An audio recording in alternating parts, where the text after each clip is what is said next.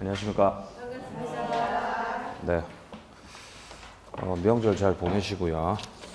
자, 지난 시간에 했었던 의사표시 메일 정리 노트 바로 보고 본진도 들어가겠습니다.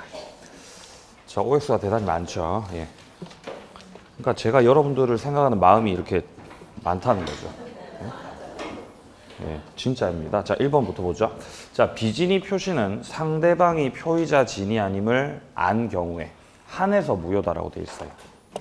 비진이 표시는 일단 원칙적으로는 유효입니다. 유효. 원칙은 유효인데 상대방이 알았거나, 그죠? 알았거나 알 수 있었을 때 그때 뭐라는 거예요? 무효예요. 무효. 안 때만 무효예요. 알 수 있었을 때도 무효예요. 알 수 있었을 때도 무효죠. 근데 지금은 안 경우에만 무효라 그러는 거잖아요. 틀린 거죠. 틀린 거. 과실을 빼먹었거든요. 땡, 틀렸다. 자, 3번 홀수번 볼 거예요. 3번. 자, 법률상 또는 사실상 장애로 자기 명의로 대출받을 수 없는 자를 위해서 대출금 채무자로서의 명의를 빌려주었습니다. 자, 그러면 친구가 대출 못 받으니까 내 명의 빌려줘서 대출받게 만들어준 거죠. 그럼 이거는 채무 부담 의사 있는 거 없는 거? 있는 겁니다. 채무 부담 의사 있는 거. 따라서 진이라고 했었던 판례입니다. 없는 거 틀렸습니다. 자, 다음 5번입니다. 비진이 표시는 상대방이 없는 단독행위의 경우에는 항상 유효다라고 되어 있습니다. 상대방이 없다 그러죠. 자, 알았거나 알 수 있는 경우에 무효가 된다 그랬는데 이 알았거나 알 수 있는 요 주체가 이제 상대방이거든요. 그러니까 갑이란 사람이 비진이 표시를 하고 예를 들어 그러니까 상대방 을에게 갑이 을에게 비진이 표시를 했고 상대방이 알았거나 알 수 있을 때 무효거든요. 네? 원칙은 효력이 뭐예요? 원칙은 유효고요. 원칙은 유효고. 근데 지금 상대방이 있다고요? 상대방 없다고요? 상대방 없다는 거죠. 상대방이 없다는 건 알았거나 알 수 있을 자가 아예 존재하지 않는다는 뜻입니다. 이렇듯 상대방 없는 단독 행위에서 비진이 표시를 하게 되면 그냥 원칙적 맥락에서 언제나 유효가 된다라고 정리하시면 됩니다. 언제나 유효. 따라서 맞는 말이죠. 맞는 말.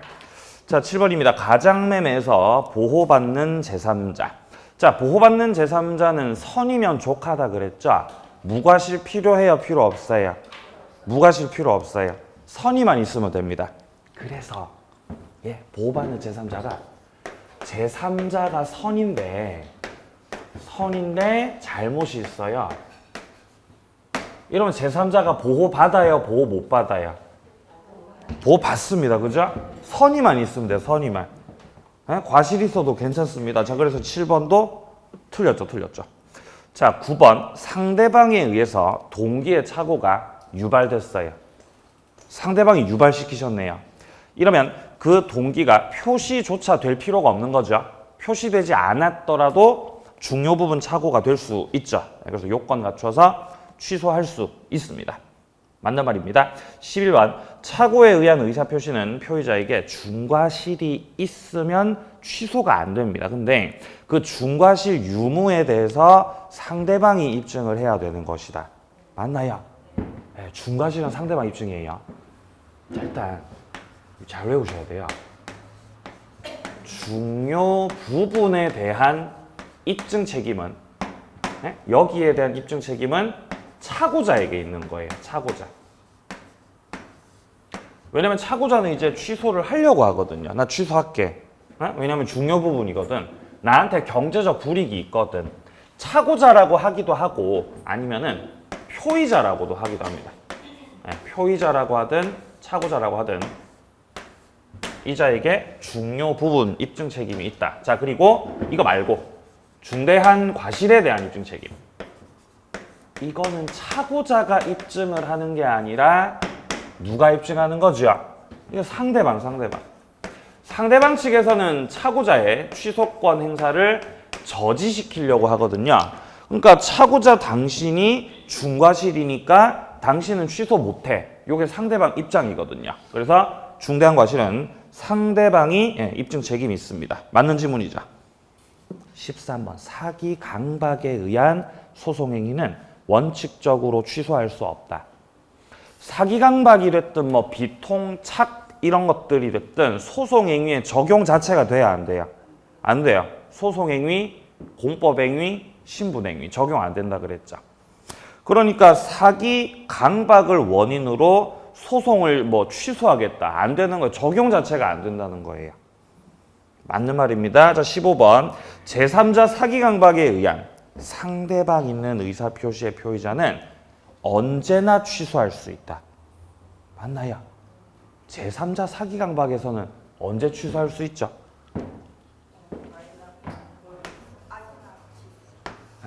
알았거나 알 수 있었을 때. 자, 갑이 사기 당했어요. 자, 갑이 을하고 법률행위 했는데 갑이 사기 당했어요. 근데 지금 기망을 한 자가 제3자라는 거죠. A. 제3자. 제3자가 기망을 했다는 겁니다. 자, 제3자가 사기나 강박을 갑에게 하였다. 이런 경우에 갑은 원칙적으로는 취소가 안 된다 그랬어야 상대방이 알았거나 이를 알 수 있었을 때. 을이 알았거나 알 수 있었을 때 요게 바로 이제 A하고 을하고 아는 사이라는 거죠. 아는 사이. 이때 갑이 취소할 수 있거든요. 기억나세요? 만약에 저 A가 대리인이면 그때는 언제나 취소할 수 있다 그랬죠. 차이가 있습니다. 자, 그래서 지금 15번은 틀렸죠. 상대방이 알았거나 알 수 있을 때 취소할 수 있고요. 자, 17번 도달주의에 관한 규정은 강행 규정 아닙니다. 임의 규정입니다. 임의 규정. 특약으로 다르게 정할 수 있어요. 19번 의사표시 한 자가 의사표시 도달하기 전에 사망하면 의사표시 효력 잃는다라고 되어 있는데 의사표시가 발송이 되고 나서 사망하거나 제한 능력자가 된다고 하더라도 편지 날아가요, 안 날아가요? 편지 날아가죠. 효력에 영향이 있어요, 없어요? 영향 없어요, 영향 없어요. 사망하거나 제한 능력자가 되더라도 영향 없습니다. 영향이 없다는 건 유효란 뜻이에요. 영향 받지 않고 그냥 유효하게 의사표시가 상대방한테 도달이 되면은 효력이 있는 거다 이 말이죠. 효력이 있는 거다. 19번 틀렸죠. 자, 이제 오늘 본진도 나가보도록 하겠습니다. 자, 법률행위의 대리입니다. 대리.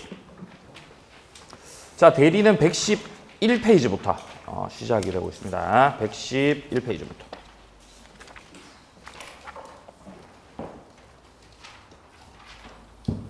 자, 일단 대리 파트에서 우리가 어떤 내용들을 보게 되는 건지 말씀을 드릴게요. 자, 대리에서 어떤 내용들을 보게 되느냐. 자, 일단 첫 번째는요. 자, 대리에서 첫 번째는요. 첫 번째는 대리 제도가 나와요. 대리 제도. 밑에 표 보시면 나옵니다. 대리 제도. 이 대리 제도라고 하는 부분에서 여기에 대리권이라는 게 있고요. 대리권. 그리고 대리행위라는 게 있어요. 대리행위. 대리권하고 대리행위하고 이렇게 나오는 거예요. 여기 이제 첫 번째 논점. 자, 그다음 두 번째 복대리라고 하는 게 나와요. 복대리.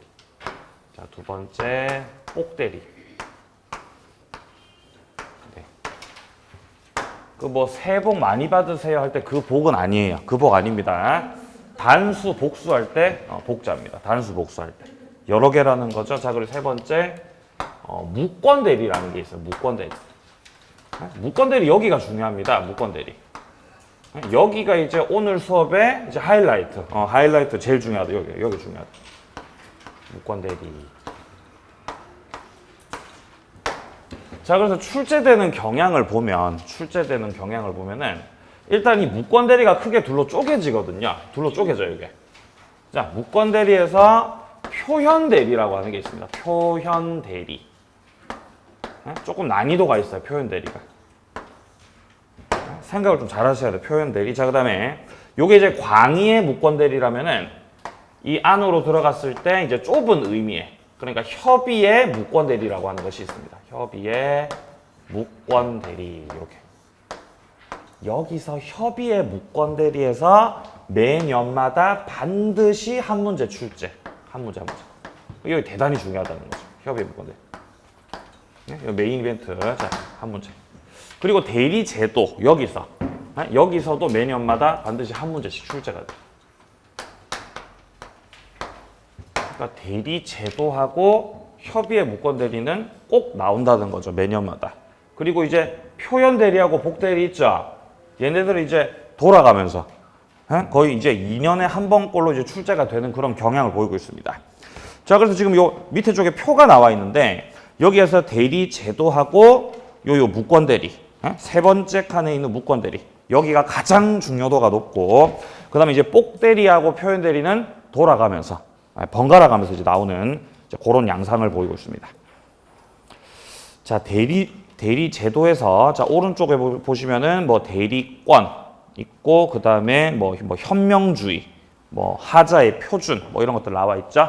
이런 것도 이제 한 개씩 다 보도록 하겠습니다. 자, 그럼 이제 대리 제도부터 이제 볼까요? 113페이지입니다.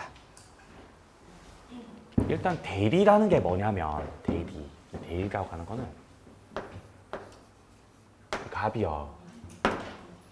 네? 갑이 예를 들어서 뭐 땅을 팔고 싶어요. 땅을 팔고 싶다. 네? 내가 땅을 가지고 있는데 이 땅을 좀 매각을 하고 싶은 거예요. 네? 이 땅이 예를 들어서 뭐 저기 진천에 있는 땅이에요. 진천. 네? 진천에 저기 혁신도시 있죠, 그죠? 네. 관심 없으니까 그죠? 자, 진천에 혁신도시가 있어요. 이 땅을 가지고 있는데 이제 매각을 하고 싶다는 거죠. 근데 내가 지금 바쁘죠. 내가 지금 강의 다니기 때문에 바쁘다는 거예요. 지금 시간이 없다. 그러니까 진천에 가서 내가 땅을 팔 수가 없기 때문에 진천, 내 땅 팔아줄 수 있는 다른 사람한테 권한을 주는 거예요. 자, 권한을 준다. 요거를 법률 용어로 수권이라고 그래요. 수권. 이 권자가 권한이에요. 권한. 이 숫자가 줄 숫자죠. 그래서 을한테 권한을 주는 거예요. 진천에 있는 내 땅을 뭐 할 수 있는 권한을? 내가 팔 수 있는 권한 주는 거예요. 그럼 을이 갑으로부터 그 권한을 받아가지고 그 권한을 받아서 이제 이 땅을 매수할 자를 찾겠죠. 자, 요렇게 되면 이제 요 을을 가리켜서 대리인이라고 할 수 있겠고, 대리인. 그리고 병이 이제 상대방이거든요. 상대방. 그러면 결국 계약서는 을하고 병하고 계약서를 쓴다는 거죠. 맞습니까? 갑은 뭐 하고요? 갑은 강의 다니고요. 갑은 강의 다니는 거예요. 바쁘다는 거죠. 바쁘다. 그리고 계약서는 요 을이 쓰거든요. 그러면 갑하고 을 중에서 현장에서 의사 결정하고 뭡니까? 그 현장에서 상대방하고 만나가지고 계약서 쓰는 사람은 누구다? 을이라는 거죠. 을. 자, 그래서 이 대리인이 현장에서 계약서를 쓰고 여러 가지 법률 행위를 한다. 그래서 이 대리인이 행위자죠. 행위자. 자, 대리인이 행위자인데 요렇게 법률 행위를 했을 때는 을의 땅이 팔리는 것이 아니라 갑의 땅이 팔리는 거죠. 그러니까 그로 인한 효과 귀속. 효과가 귀속되는 거는 본인한테 귀속이 된다는 거예요. 이렇듯 대리라고 하는 것은 그 행위를 하는 자와 효과를 귀속받는 자, 이 자들이 어떻게 돼 있는 거? 분리가 돼 있는 거예요. 이런 게 이제 대리 제도라고 하는 것입니다. 만약에 대리가 없으면은 꼭 반드시 갑이 진천을 가야 되겠죠. 근데 이제 사적 자치를 좀 확장시키기 위해서 이 대리 제도를 이제 두고 있는 것입니다. 자, 그래서 우리 요 113페이지에 자, 총설이라고 돼 있는 데서 의라고 돼 있는데 여기 먼저 봅니다. 자, 본인이 대리인에게 대리 권한 위임을 해주고 대리인이 본인 대신해서 의사표시하거나 수령하되 즉 행위는 대리인이 하되 그 효과는 본인한테 귀속시키는 거. 요걸 대리라 그런다. 자, 대리의 가장 큰 거는 밑에 2번이에요. 행위자하고 법적인 책임을 지는 자, 효과, 귀속받는 자가 분리가 된다는 거죠. 분리가 된다. 조금 내려가서 이제 대리 종류 보세요. 대리도 종류가 있어요. 종류가. 자, 일단 기본적으로 본인이 대리인에게 수권이라는 걸 한다. 수권. 권한을 주는 행위를 했다. 수권 행위했다. 그러니까 이거예요. 갑이 을한테 내가 너한테 권한을 줄게. 이렇게 하면 이게 수권 행위 하는 겁니다. 이러면 이 을을 가리켜서 임의대리라 그래요. 임의대리. 갑이 을을 이제 지명해서 대리인으로 선임을 하는 것입니다. 자, 그런데 수권 행위가 없어도 수권 행위가 전혀 없더라도 법에서 정해진 법률의 규정에 따른 대리인도 있습니다. 그런 대리인을 가리켜서 법정대리라 그래요. 법정대리. 그러니까 법정대리라고 하는 거는 수권이 없어요. 수권이 없고 법에서 이미 대리인으로 규정을 해놓은 것입니다. 예를 들어서 본인이 뭐 미성년자다. 미성년자. 갑이 미성년자라고 한다면은 그 미성년자의 뭐 친권자, 부모님들. 미성년자의 부모님들이 가장 대표적인 법정 대리인이라고 보시면 되겠습니다. 자, 그래서 임의대리는 수권이 있고 없고, 임의대리는 수권이 있다는 거죠. 있다는 거죠. 법정 대리는 수권이 있고요, 없고요. 법정 대리는 없다는 거죠. 그렇게 이제 구별을 하는 것입니다. 자, 그래서 임의대리는 본인의 대리 권한, 수권에 의해서 대리권이 주어지는 것이고요. 자, 반면에 둘째 줄에 법정 대리 같은 경우는 본인의 의사와는 무관하게 법률의 규정에 따라서 대리권이 주어진다라는 것이죠. 내려가서 2번에 능동대리하고 수동대리도 있는 거죠. 이 능동대리 같은 경우는 하는 대리를 말하는 거예요. 하는 거. 그럼 수동은 뭐겠어요? 수동은요. 받는 거예요. 자, 능동대리는 하는 대리. 수동대리는 받는 대리입니다. 나중에 조금 더 자세하게 볼 거예요. 뒤로. 자, 114페이지 오시면 이제 유권대리와 무권대리라고 하는 것이 나옵니다. 정당하게 권한을 가지고 대리 행위를 하면은 유권. 그런 권한 없으면 무권이 되는 거예요. 여기서 무권이 대단히 중요합니다. 자, 내려가서 네모 3번입니다. 대리와 사자의 구별 나오죠. 여기서 사자라고 하는 게 나와요. 사자. 사자라고 하시는 분이 계시다는 거죠. 사자. 네? 그 동물원의 그게 아니라, 자, 동물원의 그게 아니라 이 사자는 이 심부름꾼을 말하는 거예요. 심부름꾼. 그냥 시키는 대로 하시는 분들. 네? 시키는 대로 하시는 분들. 자, 사자라고 하는 건 그냥 시키는 대로 할 뿐 의사 결정을 하지 않는다는 거죠. 의사 결정 안 합니다. 그냥 시키는 대로. 그럼 사자하고 대리하고 뭐가 다르냐? 이 대리인 같은 경우는 그냥 시키는 대로만 하는 게 아닙니다. 이 대리인은 의사 결정을 하는 거예요. 비슷하지만 달라요, 이게. 네. 학교가 이렇게 있잖아요. 학교가 이렇게 그림을 못 그리겠죠. 이렇게 학교가 이렇게 있어요. 그럼 학교가 있고 이렇게 이제 이렇게 찻길이 이렇게 있었고, 그다음에 여기에 이렇게 문방구가 있어서 문방구가 이렇게 맞은편에 이렇게 있었다고요. 이렇게 문방구가 이렇게 붙어 있어요. 제가 초등학교 다닐 때 요새는 이런 게 없더라고요. 이렇게 문방구에 붙어 있다고요. 그럼 이제 제가 살던 데가 뭐 한 요 정도 있었어요. 요 정도. 골목 안에 살고 있었거든요. 그럼 집에 있다가 아버지가 야, 너 저 가가지고 저기 담배 한 갑 사와라. 너 가서 저 담배 한 갑 사와. 그럼 이제 가가지고 이제 담배를 사는 거죠. 가서 이제 문방구 가서 이렇게. 아니 문방구에 담배를 팝니까? 네, 그때 팔았어요. 그럼 가서 이제 담배 사는 거죠. 가서 심부름 받고. 그때 당시 담배 1,000원이었어. 1,000원. 그럼 이거는 사자로 가는 거, 대리인으로 가는 거? 대리인으로 가는 거예요. 에? 대리인으로 가는 거예요. 담배 사오라 그랬죠? 담배 사오라 그랬다고요. 그럼 나는 가서 무슨 담배 살지 의사결정 해야 돼, 안 해야 돼요? 해야 된다는 거죠, 의사결정을. 담배 종류가 있지 않습니까? 그죠? 결정하셔야 돼요. 그러니까 대리인으로 간다는 거죠. 만약에 아버지가 그때 당시에 어떤 담배를 피셨냐면 이제 88 담배를 피셨거든요. 야, 88 담배를 사와라, 88 담배를. 88 담배를 사와라. 이렇게 이 말을 듣고 내가 갔다. 그럼 이때는 뭐로 가는 거예요, 이때는? 이때 사자로 간다는 거죠, 사자로. 이때는 의사결정 안 하죠. 의사결정 전혀 안 하고 그냥 시키는 대로 사오는 거거든요.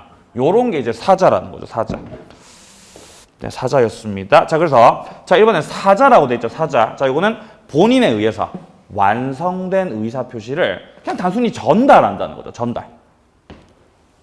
그리고 본인이 결정한 효과 의사를 상대방에게 그대로 표시함으로써 네, 협력하는 자를 말한다라고 되어 있고요. 심부름꾼. 자, 그리고 2번에 보시면은 사자는 의사결정을 이미 본인이 해놓고 그냥 시키는 겁니다. 근데 대리 같은 경우는 대리인이 직접 의사결정을 한다라는 점에서 차이가 있다는 거죠. 자, 그래서 밑에 단락에서 대리에 있어서는 대리인이 스스로 의사를 결정을 하는데 사자 같은 경우는 의사결정 안 한다는 거예요. 그냥 전달만 한다는 거죠. 시키는 대로. 88 담배 사와라. 요거죠. 자, 여기까지 해서 이제 대리와 관련된 서론의 내용들을 살펴봤고 이제 본격적으로 오른쪽 02번의 대리권부터 보도록 하겠습니다. 이제 여기서부터가 이제 실질적 시험 범위예요. 대리권하고 대리제도를 묶어서 대리행위라고 했어요. 대리행위 여기. 자, 여기서 일단 대리권에서는 대리권의 범위, 대리권 범위, 대리권의 제한, 대리권 남용, 대리권 소멸 이런 내용들이 나옵니다. 자, 그럼 우리 책에서 먼저 대리권 범위가 먼저 나오고 있습니다. 자, 조금 내려가서 일단 수권행위라고 돼 있는 거 2번에 파란 색깔 2번에 수권행위 요거부터 봅니다. 수권의 뜻은 본인이 대리인에게 권한을 주는 걸 수권이라 그러는데 양괄호 1번에 법적 성질 단독행위 확인하시고요. 단독행위 일방적으로 권한 주는 거고요. 자, 그리고 양괄호 2번에 수권의 방식은 아무런 제한이 없다는 거죠. 불효식이다. 그러니까 위임장을 써줘도 되고 안 써도 된다는 거예요. 그러니까 말로만 하셔도 문제가 없다는 것이죠. 정해진 형식은 없습니다. 내려가서 2번에 대리권의 범위입니다. 범위. 자, 과연 대리권의 범위가 어디까지인지를 보는 거예요. 자, 예를 들어 갑이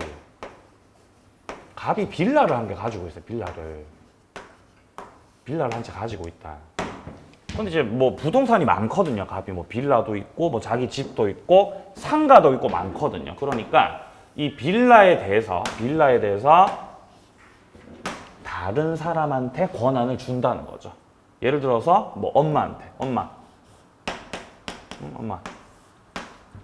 내가 여기 빌라 저기 관련해 가지고 엄마한테 저 대리권 줄게. 수권을 하는 거예요. 수권. 그럼 이제 수권을 할 당시에 그 범위를 정해서 할 수 있겠죠. 정해서. 그러니까 이 빌라에 대해서 엄마 그냥 수선만 해줘. 수선만. 그냥 관리까지만 하는 거지. 관리까지만. 알겠지? 뭐 이렇게 할 수도 있고. 아니면은 전반적인 뭐 임차인들과의 관계, 임대차 관련한 모든 권한을 줄 수도 있겠고. 아니면은 뭐 빌라를 뭐 엄마가 좀 팔아봐봐. 매각을 좀 해봐봐. 그러니까 수권을 할 당시에 어디까지 과연 이자가 대리인으로서 할 수 있는지를 정할 수도 있겠지만 안 정할 수도 있죠. 그죠? 안 정할 수 있는 거야. 안 정할 수도. 엄마 내가 수권할게. 알겠어. 그럼 이제 엄마가 대리인입니다. 대리인. 그래 그럼 내가 빌라 뭐 하면 되겠어? 내가 빌라 뭐 하면 되겠어? 이랬더니 그냥 알아서 해. 엄마 알아서. 엄마 알아서 하시라는 거죠. 알아서 해. 알아서. 그러면 권한을 주기는 줬는데 이렇게 알아서 해라고 하시는 거는 범위를 정하시는 거, 범위 안 정하시는 거 지금. 범위 안 정한 거예요. 그러니까 엄마가 과연 이 빌라에 대해서 어디까지를 할 수 있는 건지 그 권한의 범위를 정하지 않았다는 거예요. 이렇게 정하지 않았을 때 권한을 정하지 않은 이 대리인이 과연 어디까지를 할 수 있는지 그 대리권의 범위를 정하지 않았을 때 우리 민법에서 규정을 해놨다는 것이죠. 그게 밑에 나오는 118조라는 거예요. 118조. 보시면요. 권한을 정하지 않은 대리인은 다음 각호의 행위만 할 수 있다라고 하죠. 권한을 정했을 때요, 정하지 않았을 때요. 정하지 않았을 때, 안 정했을 때 요것만 할 수 있습니다. 첫 번째, 보존 행위를 할 수 있어요. 이 보존 행위라고 하는 거는 현상을 유지하는 거 말하는 거죠. 보존 행위. 자, 그리고 2호에 보시면요. 대리의 목적인 물건이나 권리의 성질이 변하지 않는 범위에서의 이용 또는 개량 행위 이런 것들도 할 수 있다고 하죠. 자, 그러니까 118조에서 지금 규정을 해놓은 거예요. 범위를 정하지 않았을 때는 자 118조에서 일단 대리인 같은 경우는 보존 행위 할 수 있다. 보존 행위. 자, 뿐만 아니라 이용 개량 행위를 할 수도 있다. 이용 또는 개량 행위. 이런 것들을 할 수 있다는 거죠. 자, 근데 주의하실 점은요. 보존 행위나 이용 개량 행위는 할 수 있는데 118조에서 열거하고 있지 않은 처분 행위. 이거는 하시면 안 된다는 거예요. 네. 자, 그럼 각각이 어떻게 해당되는 건지 한번 내용을 한번 볼까요? D페이지. 자, D페이지에 116페이지 와보시면 먼저 첫 번째로 보존 행위부터 나오고 있습니다. 이건 현상 유지하는 거예요. 현상 유지. 사례 보시면은 가옥을 수선한다. 채권 소멸시효를 중단시킨다라는 말이 나오죠. 소멸시효를 중단시키게 되면은 채권이 소멸 안 한 거죠. 그럼 본인의 채권이 보존되었다는 뜻입니다. 자, 그리고 부패하기 쉬운 물건을 처분했다. 이거 처분행위 아니에요. 보존입니다. 부패하기 쉬운 걸 빨리빨리 처분해야 다른 것들도 부패가 안 되겠죠. 그러니까 이것도 보존행위라는 거예요. 자, 그리고 두 번째입니다. 이용개량입니다. 요거는 물건을 용법대로 사용하면서 수익을 창출하는 거. 예를 들어서 임대차를 해가지고 월세 받아서 수익 챙기는 거.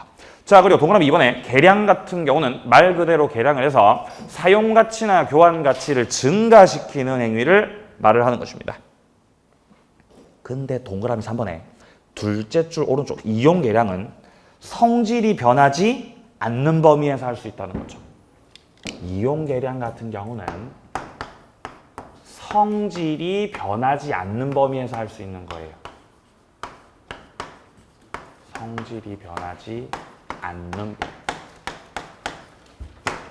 이 보존 행위는요, 무제한적으로 할 수 있습니다. 무제한적으로. 그리고 처분 행위는 하지 못하는 거예요. 처분 행위는 할 수 없다. 아니, 엄마한테 이 빌라 관련해 가지고 범위를 정하지 않고 수건을 했어요. 그래서 엄마가 이 빌라를 뭐 청소하고 관리하고 뭐 임대 수익을 얻고 자기 용돈으로 쓰고 뭐 이 정도는 할 수 있다고요. 근데 엄마가 이 빌라 팔면 돼야 안 돼, 이거? 네? 빌라 팔아버리면 된다, 안 된다? 그건 안 된다는 거예요. 그건 무슨 행위이기 때문에? 처분.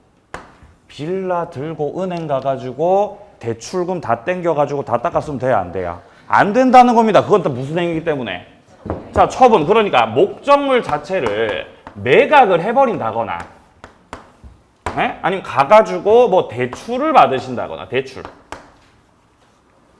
이런 것들은 죄다 다 처분이고요. 뿐만 아니라 상대방의 채무를 면제시켜주는 것.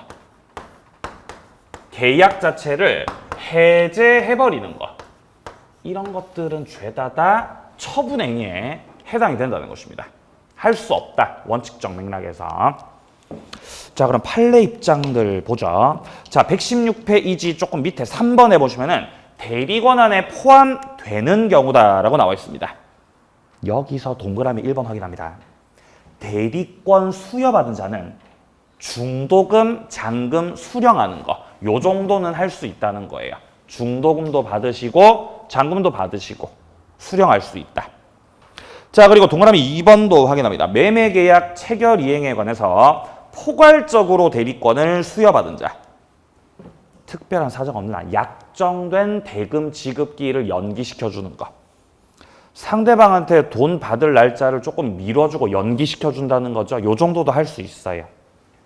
자, 그리고 동그라미 3번 같은 경우도 수령 대리권 말하고 있죠. 수령하는 것들, 이런 것 정도는 할 수 있습니다. 기본적으로. 자, 근데 오른쪽 4번에 보시면은 대리권 안에 포함되지 않는 것들도 있다는 거죠. 동그라미 1번 확인합니다.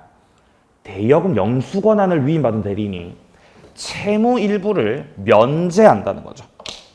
대여금 영수권한. 이런 거예요. 예를 들어서 본인이 채권을 가지고 있어요. 채권을 가지고 있고 요 상대방 같은 경우는 지금 빚을 지고 있다는 거죠. 채무를. 자, 그래서 병이 갑한테 뭐 이자도 주고 돈도 갚아야 되는 상황인데 이에 관해서 갑이 을한테 대리권을 주었다. 을이 대리인이에요.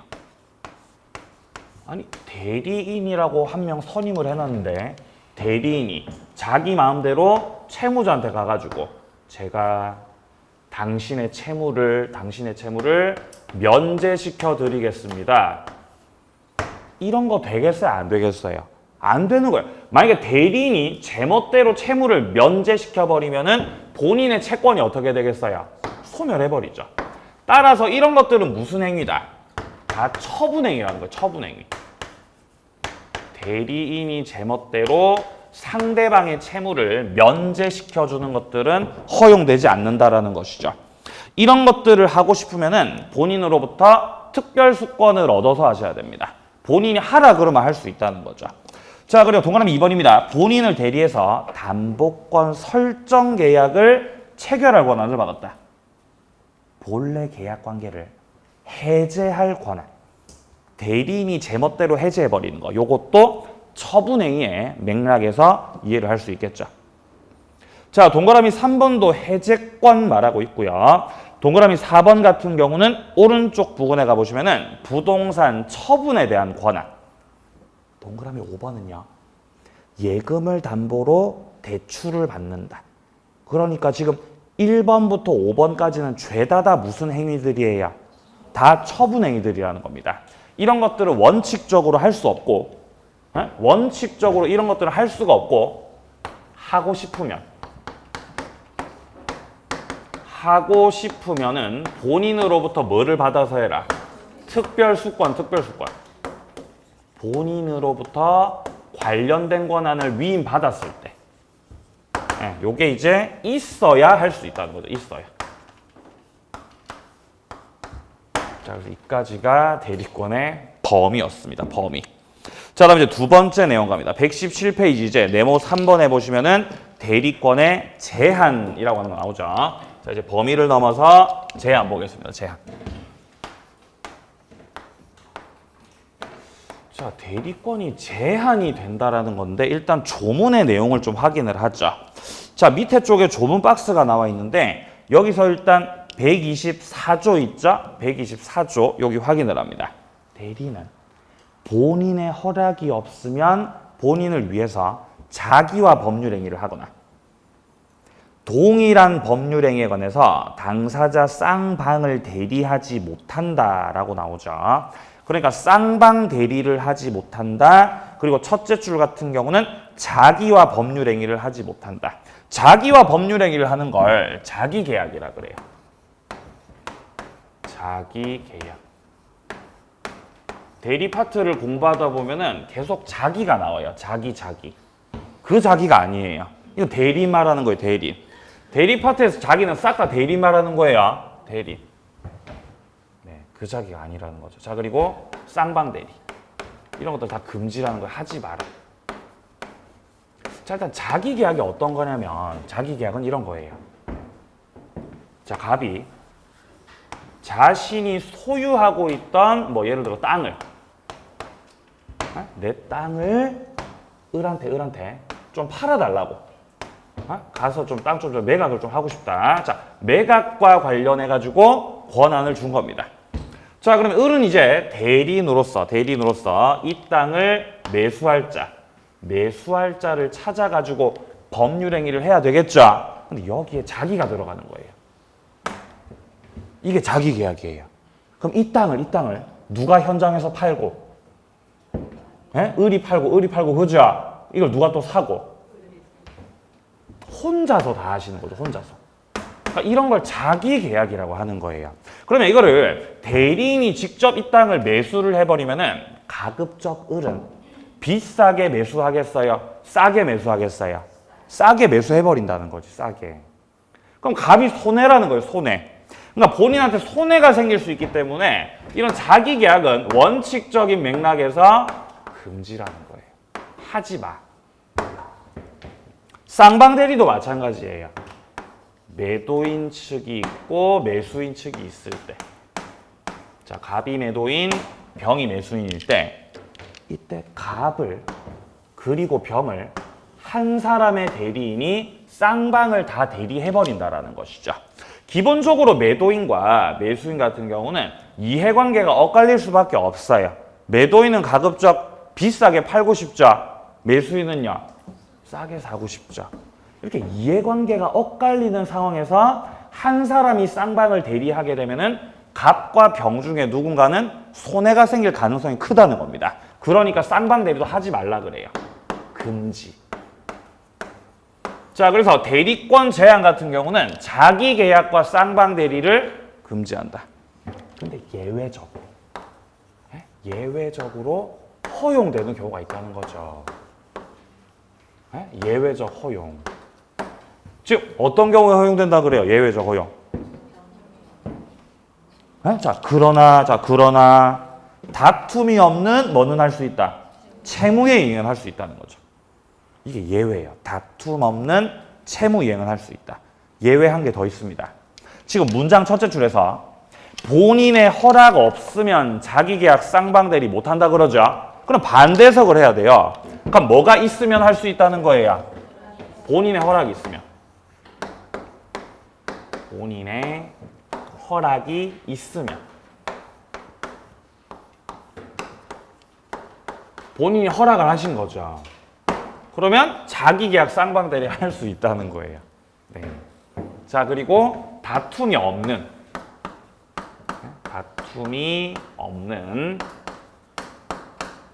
채무의 이행, 이것도 할 수 있다는 거죠.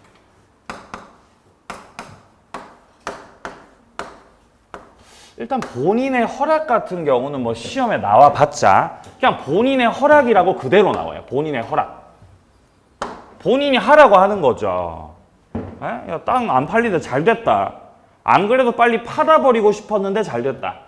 네가 사라. 본인이 허락을 하시는 겁니다. 그럼 할 수 있다. 자, 쌍방을 대리하고 있죠. 갑도 그렇고 병도 그렇고 네 혼자 다 해라. 그럼 할 수 있다는 거죠. 쌍방을 대리하는 것도 할 수 있다. 자, 그래서 본인의 허락 같은 경우는 뭐 그냥 이 표현 그대로 이제 출제가 되는데, 다툼 없는 채무 이행 같은 경우는 이 안에서 두 가지가 나와요. 두 가지가. 첫 번째, 기한이 도래한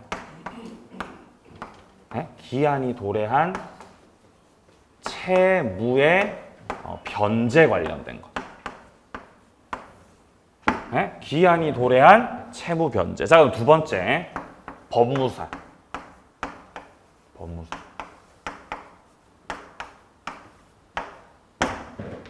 두 가지가 예외예요. 다툼 없는 채무이. 자, 예를 들어서 갑이 을한테 권한을 줄 때, 내가 지금 5억의 현금이 있다. 현금이. 야, 내가 현금이 5억인데 이게 무겁잖아. 그때 당시에 이제 5만 원권이 아직 안 만들어졌거든요. 무겁거든요. 5억짜리 이게 현금이. 한번 만져보셨어요? 이게 무겁더라고요. 저 한 매봤어요. 이렇게 가방에 넣어서 그냥 매봤거든요. 무거워요, 이게 진짜로. 허리 나갑니다, 진짜. 자, 그래서 5억짜리 현금인데 내가 관리를 못 하겠으니까 이거를 대리인한테 관리하라고 한 거예요. 관리하라고. 너 저 가서 관리 좀 해라. 좀 관리 좀 해, 관리. 그냥 5억을 관리하라고 줬으니까 을이 5억을 받아가지고 관리만 하셔야 되는 거지. 이 돈을 빼가지고 자기한테 주면 돼야 안 돼요? 당연히 안 되는 거예요. 자기가 금지죠. 근데 을이 갑한테 작년에 빌려줬던 돈이 있었던 거예요. 갑을 상대로 가지고 있었던 채권이 있었던 겁니다. 나 너한테 작년에 1억 빌려주고 아직 못 받았잖아. 근데 이 채권에, 이 채무에 기한이 도래했다는 거죠. 돈 갚을 날짜가 됐다는 거예요. 그러면 돈 갚을 날짜 됐으니까 갑은 돈을 갚으시면 되는 거고 여기에 대해서는 다툼이 없는 상황이라는 것입니다. 그러면 돈 갚을 날짜가 됐으니까 예외적으로 을은 갑이 관리하라고 준 돈 5억에서 그중 1억을 빼서 자기 자신한테 갖다 줘도 된다는 것이에요. 예외적으로 허용이 된다는 거죠. 자, 왜냐면 기한이 도래했다는 거는 다툼이 있는 거니까 다툼이 없는 거니까 다툼이 없다는 거예요. 다툼이 없다. 네, 그래서 이런 것들은 예외적으로 허용되고요. 자, 그리고 쌍방대리 같은 경우도 예를 들어 갑이 매도인으로서 물건을 전부 다 인도시켰고 그리고 매수인 병 같은 경우는 여기에 대응해서 대금을 다 지급한 거예요. 그럼 물건 넘겼고 대금 다 지급했기 때문에 주된 채무 이행은 대부분 다 했고 이제 마지막 절차로서 매도인에게 격려돼 있는 이 등기 명의를 매수인한테 그대로 이전시켜주면 되겠죠? 이전 등기 명의 이전할 때 이미 대부분의 채무를 다 이행한 상황에서 더 이상은 다툼이 없는 상태이기 때문에 법무사 한 사람이 대리해요? 두 사람이 대리해요? 한 사람이요. 법무사 한 분이 매도인하고 매수인하고 쌍방을 대리해가지고 등기 이전 신청하는 거 하시는 거죠? 그거 할 수 있다는 거예요. 할 수 있다. 다툼이 없기 때문이죠. 다툼이 없기 때문에. 두 번째가 법무사라는 거죠. 자, 그래서 내려가서 내용 좀 보죠. 자, 자기계약과 쌍방 대리를 금지하겠다. 자, 양거를 1번에 원칙적 금지다라고 나와 있죠. 금지. 뒷페이지야. 자, 118페이지 오시면은 이제 예외적으로 허용되는 겁니다. 첫 번째, 본인의 허락이 있을 때. 두 번째, 다툼이 없는 채무이기. 다툼 없어요. 다툼 없는 채무 이행은 밑에 먼저 사례 1번 보세요. 동일 법무사가 매도인하고 매수인하고 쌍방을 대리하고 있는 거죠. 그거 된다는 거예요. 다툼 없으니까. 자, 그리고 사례 2번에 보시면 갑의 대리인 을이 갑으로부터 5억 원의 돈 관리를 위임을 받았다는 거죠. 근데 자신의 금전 채권 1억에 변제기 기한 도래했다는 거죠. 자, 이렇게 기한이 도래했다는 거는 돈 갚으시면 되는 거기 때문에 다툼 있는 거 없는 거? 다툼이 없다는 거예요. 다툼이.